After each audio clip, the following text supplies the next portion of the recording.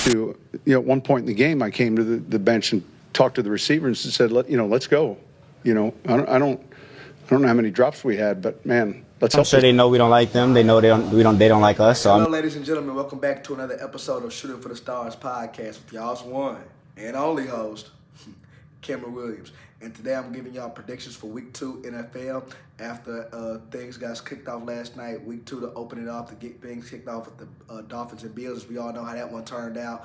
Buffalo absolutely dismantling Miami 31-10 and a complete upset. So let's go ahead. Well, not really upset. Many people had Buffalo to win that game. I know I did.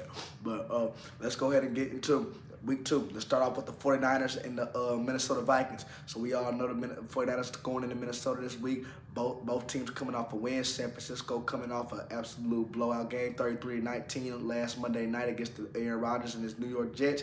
And then, of course, the Vikings coming off a blowout of their selves against Daniel Jones and the Giants, 28-6, in which they had won. In this game right here, what I'm looking for right here is just to see how Jordan Mason picks off. We all know Christian McCaffrey's going to be out again. He's ruled out again this week, so we're going to see more of Jordan Mason. And one thing, that kid was absolutely, starstruck the living out of me last week. Had 147 rushing yards, a touchdown, 22 carries, had about 5 yards per carry. That dude really was able to run it from all angles, from outside. He lined up in the shotgun. It would line up in the shotgun. Did so many things. Did so many things. Catch it out the backfield. Line up as a wide receiver. And one thing we know about this West Coast zone offense and Kyle Shanahan's offense that he runs, and what I like about Jordan Mason is that, you can be quick, you can be jittery, you can be elusive and all that kind of stuff. You can make people miss all you want to and run outside the numbers. But one thing about this offense, you have to be able to run in between the tackles. If you're scared to get hit and you're scared to go in between them linebackers and linemen and stuff like that, you're not going to be a ball carrier for Kyle Shanahan. So Jordan Mason did a really good job of showing a real great prowess for that. And as far as Sam Darnold for the Minnesota Vikings, great job for them. Justin Jefferson scored a touchdown, had about 205 passing yards from Sam Darnold, completed 17 out of 28 of his passes. Looked very calm. And like I said, when you have a guy like Kevin O'Connell calling your plays and at the helm for you, like I said, he's gonna make the game easier on you. He's gonna tailor your strengths. He's gonna tailor an offense around your strengths and what you do well. For Sam Darnold, that's being under center. That's the 5-10 yard plays and the intermediate stuff. Not too much of the deep stuff if it's there. And when they go deep, expect a lot of shotgun, a lot of play action stuff. Okay, but one thing I do say, who wins this game? Let me go ahead and get San Francisco to win this game. Let me get San Francisco 25-21.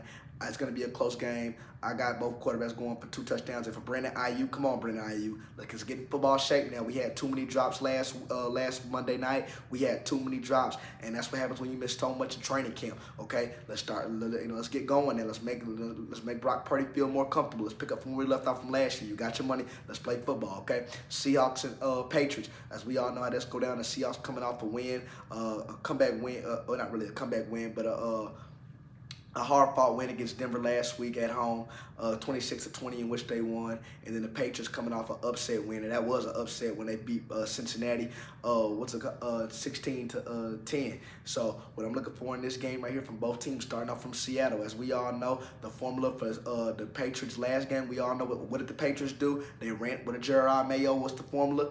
Play elite standout defense, which they got from Christian Gonzalez. Their cornerback was out for the season last year with their leg injury. Started off, picked up Jamar Chase, did one heck of a job shadowing him, ran with him nice, stuff the run, and don't turn over the ball. Jacoby Brissett, and that's why you bring in a bridge guy like Jacoby Brissett, somebody that can really set the foundation of being a veteran and being a game manager, and that's what he did. But although this week it will be tough, because what does Seattle like to do? Seattle's going to blitz heavy. And why are they going to blitz heavy? Because they believe and have the utmost standout belief in their secondary with Devon Witherspoon and Julian Love and Tariq Woolen back there. They accounted for 2 interceptions on Denver's behalf. They absolutely rattled Bo Nix. They got back there and they sent a 5-man, 6-man rush. And like I said, we all know when you have Tariq Woolen and Devon Witherspoon in the same secondary, it's not going to be very many open windows for quarterbacks to get the ball. So I think it's going to be very tough for New England to find a way to score points. I think it's going to be one of those ugly, nasty, brutal, hard-fought games. But I definitely do have Seattle taking this game 20-10. 20-10. Give me Seattle 20-10. And as far as And as far as for Geno Smith for the offensive side of the ball, like I said, I want to see some more action. We know DK Metcalf was shadowed last week. We all know why he was shadowed by cornerback Patrick Surtain to free up guys like Ty Lockett, who popped it out for a nice little solid game for 6 receptions for 77 yards. We're going to see who Christian Gonzalez takes. But one thing for Seattle, I do like what they're implementing in this offense definitely is the motion swing with Geno Smith. We're seeing a lot of pre-motion snap plays, and that's something that we never seen really from the Seattle team really in the past. And I think it adds a new dynamic and a new element to what this offense can be. We know once it starts building continuity and fostering collaboration within a unit together. So give me Seattle 20-10. Okay, now let's go to Cowboys Stadium now. We'll go to AT&T Stadium, Jerry's World. We're going to be seeing the Cowboys and the Saints go at it. And for this game, we're going to be seeing what it's like for all teams. We're going to be for both teams. We're going to be seeing what both teams really are. Because last week, we sure didn't see it for the New Orleans Saints. I mean, they didn't get no test. I mean, taps off to them. They blew out Carolina 47-10. But, you know, come on, it's Carolina. They're still working on a lot of things. Not really a real matchup. That was really what we like to call a give-me game. And then for Dallas, like I said, we're going to be covering the Deshaun Watson, the Cleveland Browns later. I believe the Cleveland Browns are going to be in a similar situation like what the Denver Broncos were in with Russell Wilson when they had paid him $245 million and ended up being crap. But the difference between Russell Wilson and Deshaun Watson was Russell Wilson tried to make it work. At least he played. Deshaun Watson just came out, reports of another sexual allegation coming out again. Like I said, Deshaun Watson's only played 13 games in 2 years of being with the Cleveland Browns. I mean, absolutely horrible. Horrible. And I won't be surprised if we see Jameis Winston starting sometime this year. But as far as for Dallas, we're gonna see how good New Orleans offense really is, and we're gonna see how good Dallas defense really is. Because Dallas didn't really get the best. They didn't get the best test against Cleveland offensively, and New Orleans didn't get the best test defensively from the Carolina Panthers defense. So like I said, it's gonna be a clash between two Titans. I think it's gonna come down to the wire. And what I will say is I do expect some scoring. Derek Carr did look really good. He was under pressure a lot throughout that game, but every time he was under pressure, it resulted in 3 touchdowns. He did a really good job throwing off his back foot, extending plays, throwing while getting hit, and really just finding open guys and really moving the ball. So I'm gonna see how that affairs and how that's gonna play into into effect this week against a very strong and tough Dallas Cowboys defense, in which we know is very physical and can really challenge you and can force a lot of 3 and outs. Give me Dallas to win this game, 33-27. I got Dallas taking this one at the crib. Okay, now let's go to the New York Jets and the Tennessee Titans. New York and Tennessee. Okay, both teams coming off losses. We all know the New York Jets lost Monday night against the 49ers 33-19, and then for the Tennessee Titans, they lost 24-17, making Caleb Williams the first rookie quarterback since 2002 to win their first home opener game. But Caleb Williams was not the star of it, and I mean that crap. He was not the star of it. It was the Chicago Bears defense, and like I said, and for Will Levis, listen to me, Will Levis, can you just not make dumb turnovers like this? We're down in 6. Here they come. Gordon's coming. Levis gets wrapped up. Flings it ahead. What in the world are you doing, dude? That play last week was probably, the Titans, that was the Titans game to win, y'all. Anybody that watched the game like I did, that was the Titans game to win. If you're Will Levis, any reasonable offensive-minded coach is going to tell you, or any coach, period, you don't even got to be offensive-minded. Any coach is going to tell you, take the sack, leave the seat on the down. We have a timeout tomorrow. Just take the sack. You just go flick that ball up right there in the vicinity of the defense where he can just run down and take it up to the house, take it all the way back to the crib for a pick 6. Come on now, Will Levis. You have to be better than that. That's stuff that'll get quarterbacks benched and get your starting job pulled. But you're a rookie, you're a project, and that's why Tennessee's still working with you. Come on, let's get the ball to DeAndre Hopkins a little more. There's no way DeAndre Hopkins' first reception should have came in the 3rd quarter. I know he's not the DeAndre Hopkins from back in the Houston days, but it's still DeAndre Hopkins, and I believe this is a guy that can still play. You have Deontay Johnson. You say, it's weapons here. It's pieces in play here, Will Levis. And the Titans, I really was impressed by how Tennessee played, honestly, against Chicago, really making that game tough until it was just key little mistakes and just dumb mistakes that just shouldn't have happened. And as far as for the New York Jets, could we get some stability going? Could we get some offensive grounding going? We've seen that Aaron Rodgers was able to play a full game, so that's good to see. Can he do it again this week? And not only that, can we get a run game going? We've seen the New York Jets and Nathaniel Hackett, the offensive coordinator, tried everything to get the run game going against San Francisco to try to relieve pressure off Aaron Rodgers. And whenever it was time to throw, we seen Alan Lazard first drive.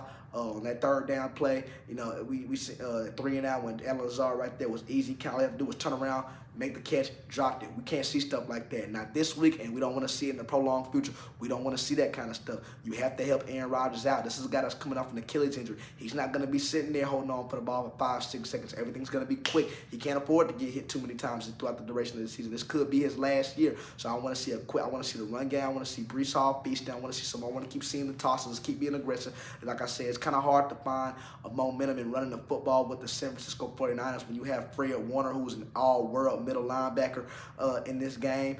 But, if it's a new week, and let's see what they do this week. I want to see Garrett Wilson get targeted more. I like how a little bit he was getting going. But as far, like I said, for Aaron Rodgers, like I said, let's just like I said, new team. Let's get Mike Williams involved more. It's just building team continuity and just getting familiar with the people around you, with your new faces, with guys like Garrett Wilson, and not really Alan Lazard. They played together in Green Bay. Mike Williams, Breece Hall and company. That's really what it's about. And as far as for the defensive side of the ball, like I said, we know this is where it's going to be ugly. I got this one being an ugly game. I got the Jets getting their first win. I got the Aaron Rodgers getting his first win in the New York Jets uniform.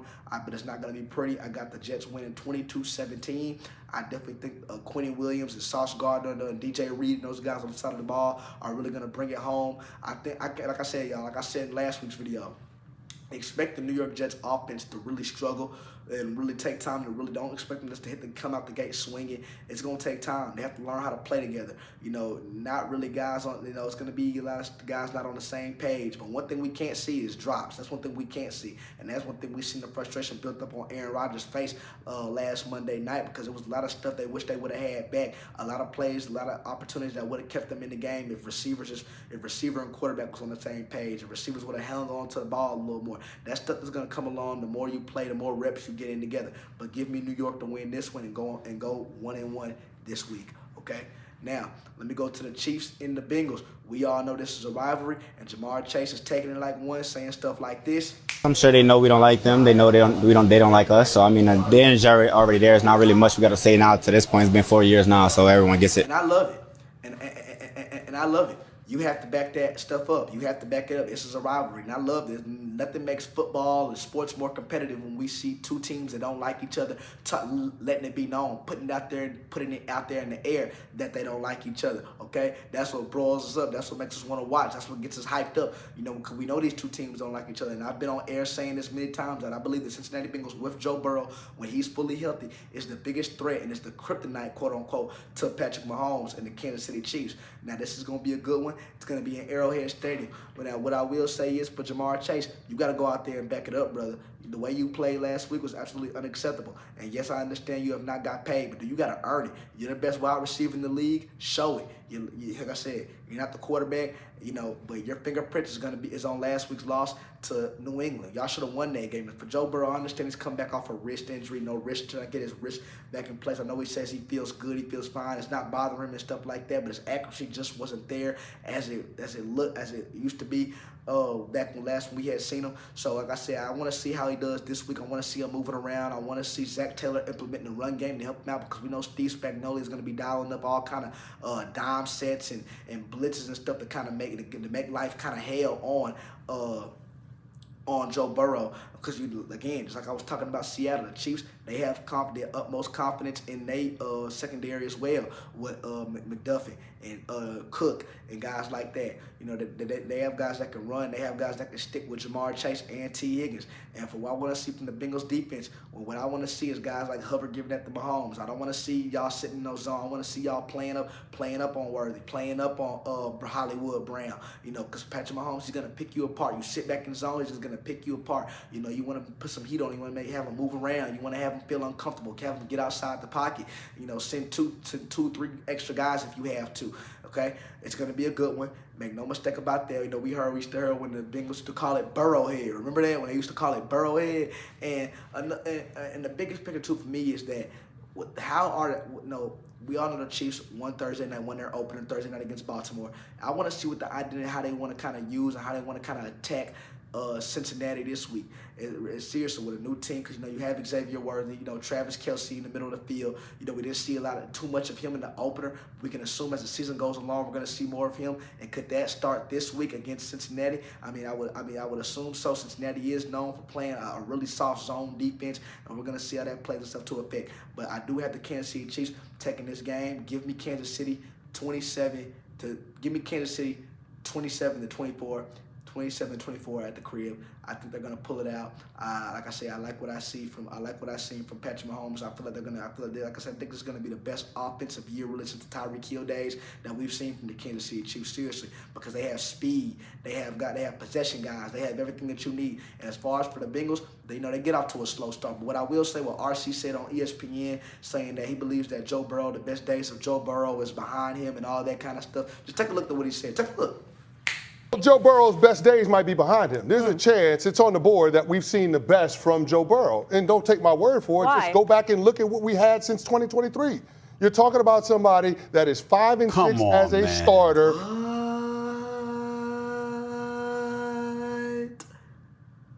Dude. So, a 41-year-old Aaron Rodgers, we've never seen no scientific data of a 41-year-old coming off an Achilles injury, coming back and being the exact same player that he was. So, but you believe that Aaron Rodgers can come back and be the exact same player that he was off a horrendous Achilles injury at 41 years old? And you're not going to give Joe Burrow the benefit of the doubt, who's 27 years old, to come off a wrist injury? What? That is one of the horrible worst takes I think I've ever heard. Let's give him some time. He's been out the game for a little minute, okay? He's missed months. Let's give him some time. And not only that, the Bengals have always had a prowess for starting off slow. This is nothing new. This is who they are. They start off slow, not saying that it's right. It needs to get fixed. Zach Taylor, you hear me? It needs to get fixed because we don't make excuses because, it's been this way or it's been like this for such a long time. No, you don't get comfortable with being average. You don't get comfortable for what worked a year ago. We're going to assume and hope it works this year. No, this is what the offseason's for. You make adjustments. You make changes like the Philadelphia Eagles, who I'm getting ready to get into, how they made changes. They have an answer for the blitz now. Or they have an answer for the blitz. Like I said, you have to make changes. This is what you do. But to say that Joe Burrow is better days are behind him and all that kind of stuff, no. Absolutely not. As a matter of fact, I don't even think we've seen the best of Joe Burrow. Okay, tell you that much. Next, let's go ahead and get to the Steelers and the Denver Broncos this week. Steelers 1-0, and the Denver Broncos 0-1. First thing all I got to say is T.J. Watt. Sean Payton and the Denver Broncos, you better have an answer for T.J. Watt because Bo Nix, he absolutely had it. He absolutely had no answers for Seattle's defense last week. And if he didn't have no answer for Seattle, good luck this week against Pittsburgh. This is no joke, man. It's T.J. Watt, like I said, had three QB hits, was absolutely everywhere. Batted ball, had a sack. I mean, that dude right there was absolutely all over the place. You have to have an answer for him, and not just T.J. Watt. Alex Highsmith as well, who lines up on the left side from him. And the matchup I want to take away from this game right here, I want to see T.J. Watt going up against Mike McGlinchey, right tackle for the Denver Broncos, because he didn't do too well. He didn't fare up too well last week.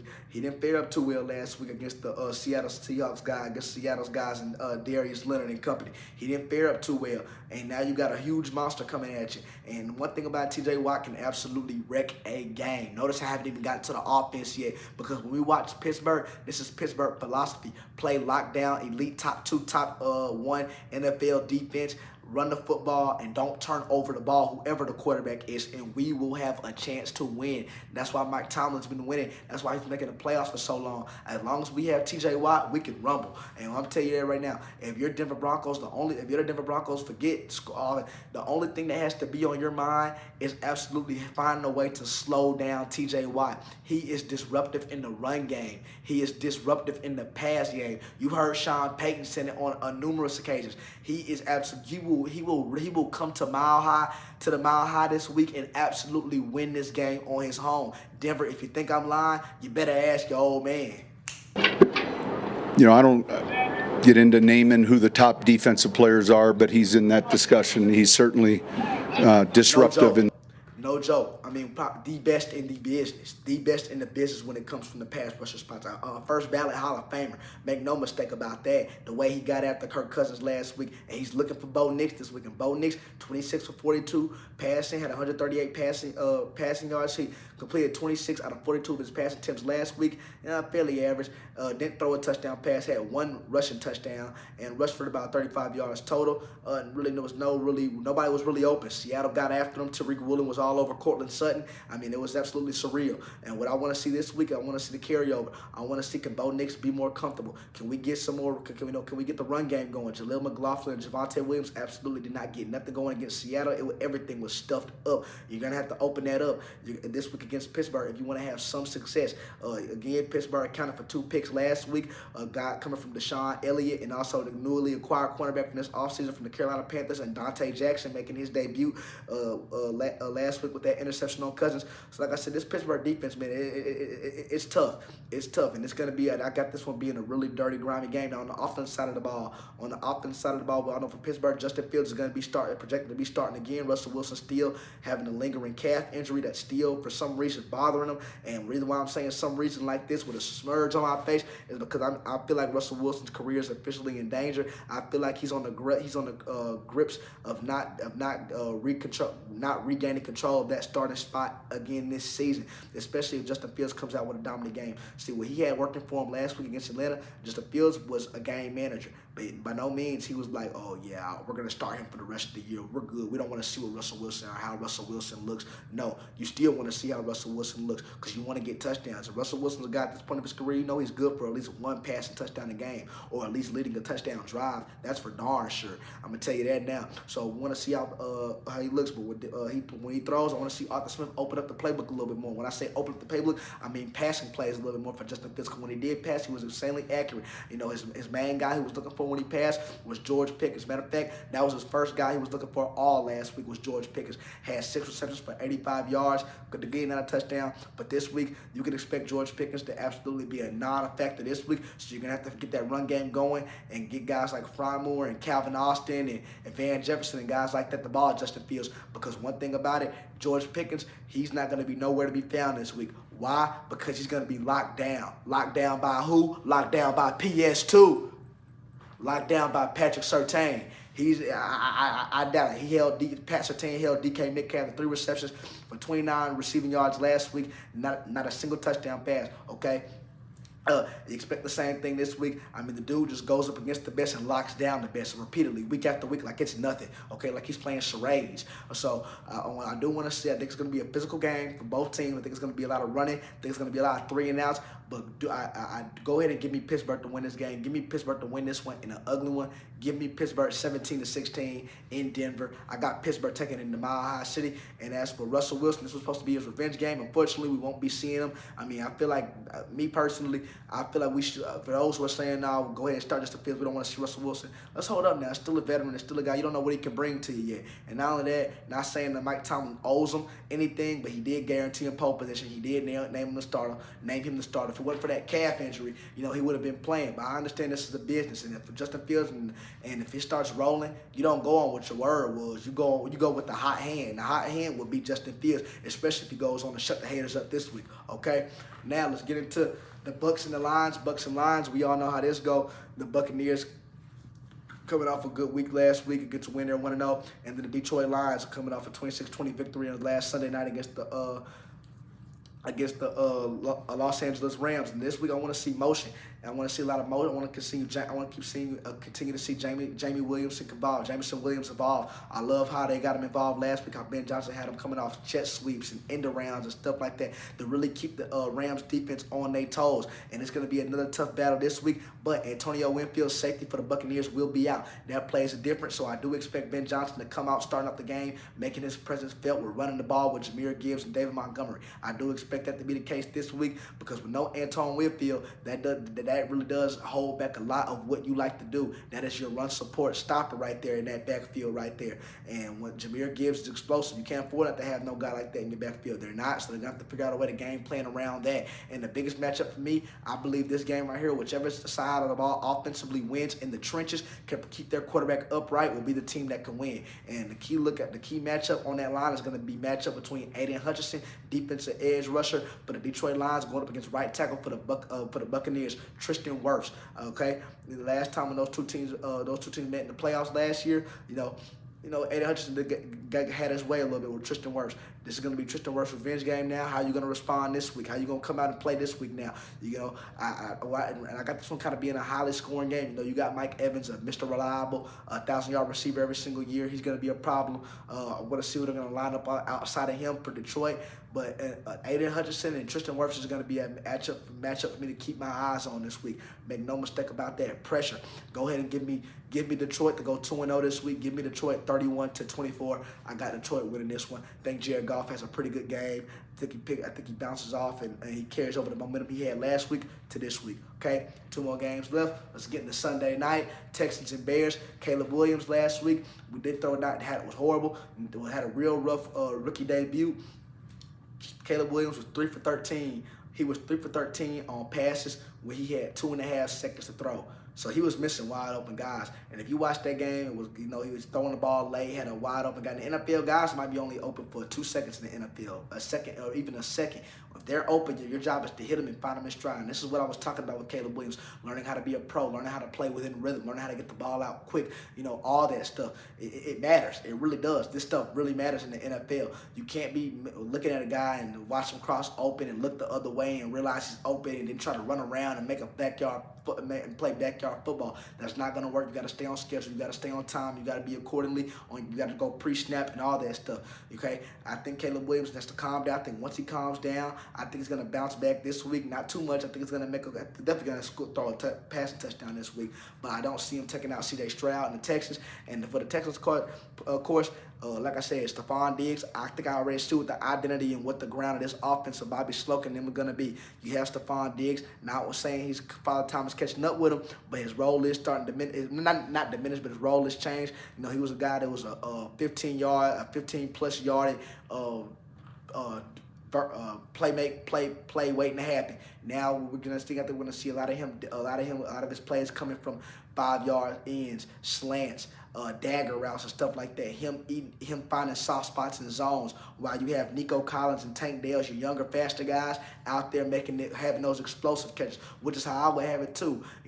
I'll have Stephon Diggs eating up all the underneath stuff, and then having my Nico Collins and Tank Dell. That's why I'll be taking my 50-yard, my 45-yard bombs to down the field. That's the only way. And if Joe Mixon did a good job blocking, did a good job in the run game, he did a really good job running the football, really keeping a balanced attack, something that Houston really was kind of a little bit missing last year. And now with that element right there in your backfield, and Joe Mixon can also catch outside the backfield, I think it's going to make life hard, and I think it's going to keep Chicago's defense guessing a little more than usual. Give me Houston to win this game 27-20. I think they do just enough. I think Stephon Diggs scores again, and I do think Caleb Williams plays a little bit better, but not good enough to beat Houston. And then last but not least, Falcons and the Eagles. Eagles coming off a win where they took out the Packers on Friday in Week 1, 34-29. And then the Falcons lost to Pittsburgh last week at home, 18-10. And give me I'm going to go ahead and tell you right off the bat, go ahead and give me Philly to win this game. I don't even think it will be close. Why? Because Kirk Cousins simply cannot move. And how can I take a guy who cannot move? That is absolutely absurd. And nothing against him. He's coming off an injury. He hasn't been up to last week. He hasn't played since Week 8 of 2020-23 after tearing his Achilles. So you got to give him time. He's 35 years old. You just can't come back out there and you're not going to be a spring chicken no more. It takes time. But it's taking time. I do think Philly is going to come out there and really let the league know that we're back. And they found an answer for the blitz. That was a big problem for them last year. They couldn't. Jalen Hurts looked shook against every time teams were blitzing against them last year. They were one of the worst teams against the blitz last year. But this year, that was Saquon Barkley, your more calm, a guy who catches the backfield. Matter of fact, had 2 rushing touchdowns, had one receiving touchdown, had 2 receptions for 23 receiving yards plus a receiving touchdown, had about 22 carries for 109 rushing yards, and also won NFC.